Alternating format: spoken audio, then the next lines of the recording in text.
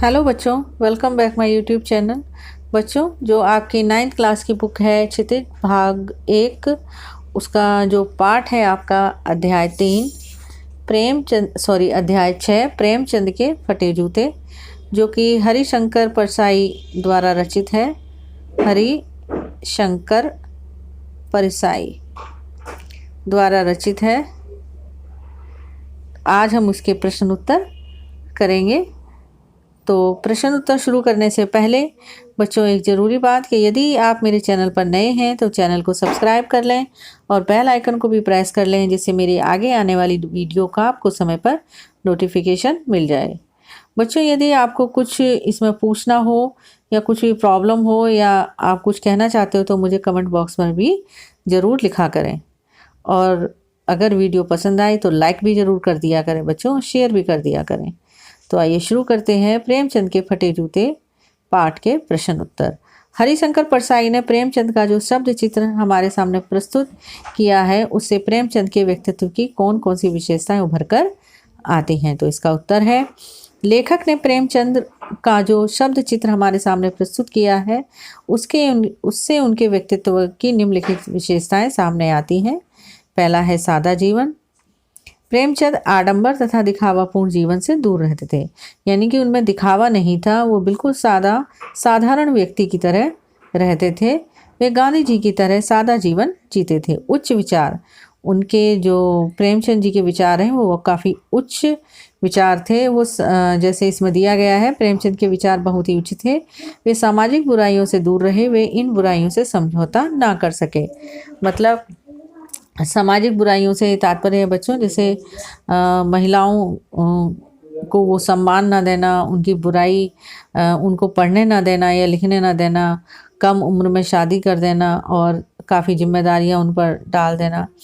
और जैसे जो गरीब लोग हैं, किसान लोग हैं, उन्हें पूरी जो मेहनत मजदूरी ना देना आदि, ये सब जो बुराइयां थी उनसे वो दूर रहते थे और उन बुराइयों के बारे में समझौता ना करके अपनी कलम से लिखते थे और उन सभी परेशानियों को समाज के सामने लाते थे। जैसे जमींदार वगैरह या साहूकार वगैरह जो ब्याज वगैरह दे देते थे और मजदूरों से ज़मीन वगैरह हड़प लेते थे किसानों से, वो सब चीज़ें। स्वाभिमानी, प्रेमचंद जी दूसरों की वस्तुओं को मांगना उचित नहीं समझते थे। वे अपनी दीनहीन दशा से संतुष्ट थे। दीनहीन दशा का मतलब जैसी भी थी उनकी दशा, मतलब गरीबी के स्तर की उनकी दशा थी, वो उसमें भी संतुष्ट थे। सामाजिक कुरीतियों के प्रति जागरूकता उत्पन्न करने वाले प्रेमचंद ने समाज में फैली हुई कुरीतियों के प्रति लोगों को सावधान किया। कुरीतियों का मतलब जो पुरानी ढकोसलेबाजी जो होती हैं, उन चीज़ों को। वे एक स्वस्थ समाज चाहते थे तथा स्वयं भी बुराइयों से कोसों दूर रहते थे। स्वस्थ समाज से तात्पर्य है बच्चों पढ़ा लिखा समाज और एक ऐसा समाज जो कि आडंबरों से दूर रहता हो। अपनी स्थिति से संतुष्ट प्रेमचंद का जीवन हमेशा अभाव में बीता। उन्होंने अपनी स्थिति दूसरों से छिपा कर रखी। वे जैसे भी थे उसी में खुश रहने वाले व्यक्ति थे। संघर्षशील, प्रेमचंद जी अपने जीवन में आने वाली मुसीबतों से कभी भी दूर नहीं भागते थे, बल्कि वे उनका डटकर सामना करते थे और उस पर विजय पाकर ही आगे बढ़ते थे। अगला प्रश्न है आपका प्रश्न 2। सही कथन के सामने सही का निशान लगाएं। तो का है, बाएं पांव का जूता ठीक है मगर दाहिने जूते में बड़ा छेद हो गया है जिसमें से उंगली बाहर निकल आई है। खा, लोग तो इत्र चुपड़कर फोटो खिंचाते हैं जिससे फोटो में खुशबू आ जाए। गा, तुम्हारी यह व्यंग मुस्कान मेरे हौसले बढ़ाती है।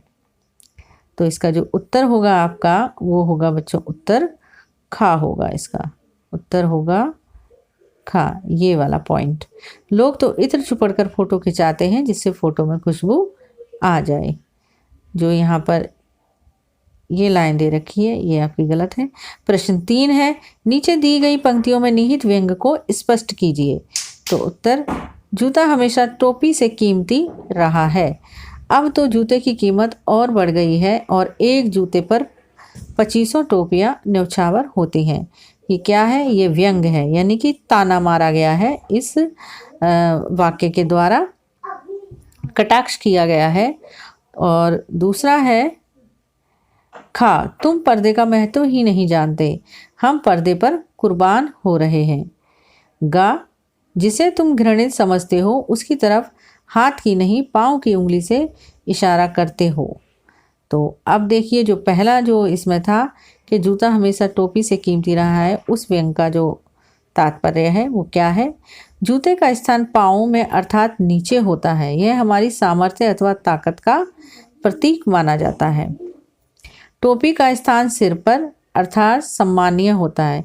सामर्थ्य अथवा ताकत का मतलब महंगा जूता पहनते हैं कुछ लोग, उसको बताया गया है। और टोपी का स्थान सिर पर होता है अर्थात सम्मानीय होता है, पर स्थिति इसके विपरीत है, मतलब इसके से उल्टी है यहाँ पर स्थिति। आज लोग अपने सामर्थ्य के बल पर अनेक टोपियाँ मतलब सम्मानित एवं गुण व्यक्तियों को अपने जूते पर झुकने को विवश कर देते हैं और लोग अपना स्वाभिमान भूलकर अपना सिर उनके सामने झुका देते हैं। अगला है ख, व्यंग। लोगों में एक प्रवृत्ति या आदत होती है अपने बुराइयों को छिपाने की या उन पर पर्दा डालने की। लोग अपनी बुराइयों को दूसरों के सामने आने नहीं देना चाहते, पर प्रेमचंद जी ने अपनी बुराइयों को कभी छिपाने का प्रयास नहीं किया। वे अंदर से तथा बाहर से दोनों तरफ से एक समान थे। दूसरे लोग पर्दे की आड़ में कुछ भी करते रहते हैं, अर्थात वो अपनी बुराइयां छिपाते रहते हैं और अपनी परेशानियों को छुपाते रहते हैं और फिर भी दूसरे लोगों के सामने अपनी बड़ाइयां करते हैं और जो अपनी मुसीबतें हैं उनको छुपाते हैं। लेकिन प्रेमचंद जी क्या करते थे? उनकी जो भी स्थिति थी, जो भी परिस्थिति थी, वो उससे कभी घबराते नहीं थे। वो सादा जीवन व्यतीत करते थे और सभी के समक्ष जैसे थे वो वैसे ही व्यवहार करते थे। अगला है आपका व्यंग। प्रेमचंद जी ने सामाजिक बुराइयों को अपनाना तो दूर, उनकी तरफ देखना भी नहीं चाहते थे, मतलब बुराइयों को, लेकिन उन बुराइयों के सबके सामने लाते जरूर थे।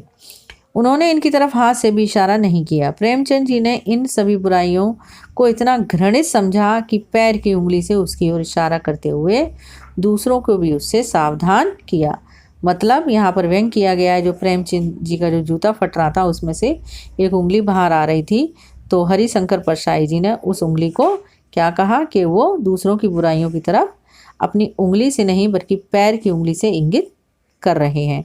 प्रश्न 4 है आपका। पाठ में एक जगह पर लेखक सोचता है कि फोटो खिंचाने की अगर यह पोशाक है तो पहनने की कैसी होगी, लेकिन अगले ही पल यह विचार बदलता है कि नहीं, इस आदमी की अलग अलग पोशाकें नहीं होंगी। आपके अनुसार इस संदर्भ में प्रेमचंद के बारे में लेखक के विचार बदलने की क्या वजह हो सकती है?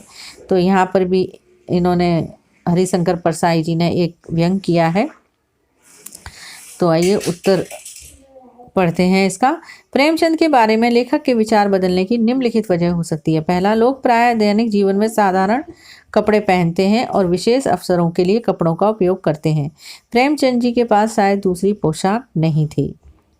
लेखक सोचता है कि सादा जीवन जीने वाला यह व्यक्ति भीतर बाहर सब तरफ से एक जैसा है, इसका दोहरा व्यक्तित्व नहीं है, अर्थात इसके दो व्यक्तित्व के रूप नहीं है।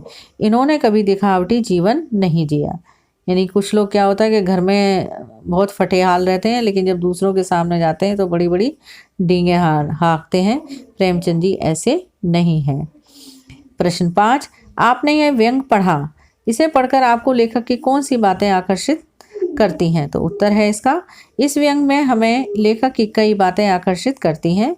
सर्वप्रथम यानी पहले, लेखक ने व्यंग्यात्मक शैली के माध्यम से महान साहित्यकार प्रेमचंद का चित्र प्रस्तुत किया है, जिनकी विशेषताओं से हम परिचित कराया है।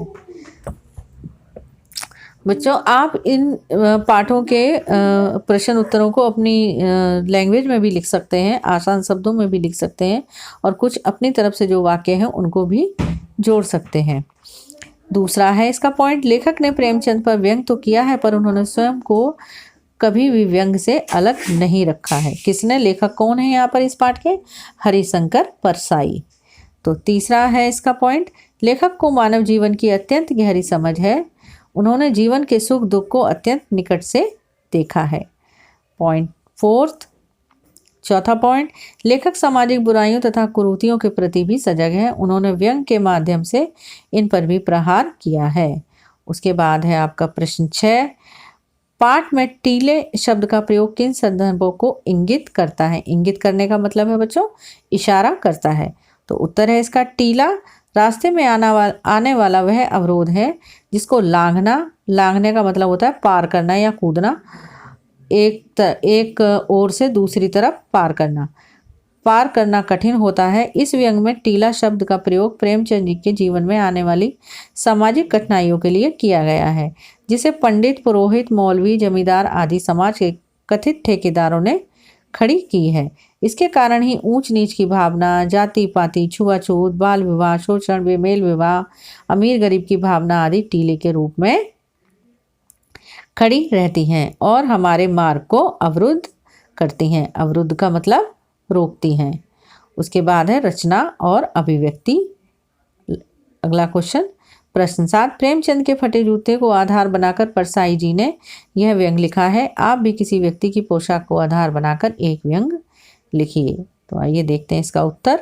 मेरे घर के पास एक डॉक्टर साहब रहते हैं। उनकी डिग्री के बारे में लोगों को आज तक नहीं पता लगा, क्योंकि उनसे पूछने पर एक ही जवाब मिलता है कि डिग्री से इलाज नहीं होता, इलाज होता है अनुभव से। तुम मेरा अनुभव देखो। सचमुच उन डॉक्टर साहब को मैंने जब भी देखा होगा वे हमेशा ही अपने गले में स्टेथोस्कोप लटकाए रहते हैं। उनसे इलाज कराने जाओ तो वह पहले अपने अनुभव की चर्चा करते हैं, फिर अपनी अति व्यवस्था बताते वो कहते हैं जल्दी करो, मुझे कई मरीज देखने बाहर जाना है, जबकि वे अपनी क्लिनिक छोड़कर बाहर नहीं निकलते। बात करने पर लगेगा कि बराक ओबामा के बाद सबसे व्यस्त आदमी वही हैं। उनकी व्यवस्था सुन मरीज दोबारा उनके पास नहीं आते, पर उनकी व्यवस्था कम होने का नाम ही नहीं लेती। उसके बाद है आपका प्रश्न 8, आपकी दृष्टि में वेशभूषा के प्रति लोगों की सोच में आज क्या परिवर्तन आया है? तो इसका उत्तर है आज के समय में लोगों की सोच और दृष्टिकोण में काफ़ी बदलाव आया है। लोग प्रथम मुलाकात में यानी पहली मुलाकात में भी व्यक्ति का स्वागत सत्कार उसकी वेशभूषा देखकर ही करते हैं। आज गुणी से गुणी व्यक्ति भी अच्छे कपड़ों के अभाव में आदरणीय नहीं बन पाता। ऐसे में लोग अपनी वेशभूषा के प्रति विशेष रूप से सजग हो गए हैं, क्योंकि अगर फटे हाल मतलब सादा कपड़े पहन के आ जाएगा कोई व्यक्ति तो हम सोचेंगे अरे ये तो गरीब है और हम उसको इज्जत नहीं देंगे। लेकिन अगर कोई चोर भी और मतलब गुंडा भी अगर बढ़िया से कपड़े सूट वूट पहन के गाड़ी में से उतरेगा ना, तो पब्लिक उसका स्वागत करने के लिए भाग पड़ेगी बिना सोचे समझे। लोग अपनी हैसियत जताने के लिए अच्छे कपड़े पहनते हैं। आज सादा जीवन जीने वालों को पिछड़ा समझा जाने लगा है। अब तो ऐसे भी छात्र छात्राएं मिल जाएंगे जिन्हें पढ़ाई की चिंता कम, अपने आधुनिक फैशन वाले कपड़ों की अधिक ज़रूरत रहती है। संपन्न वर्ग को ऐसा करते देख मध्यम और निम्न वर्ग भी वैसा ही करने को लालायत हो उठा है।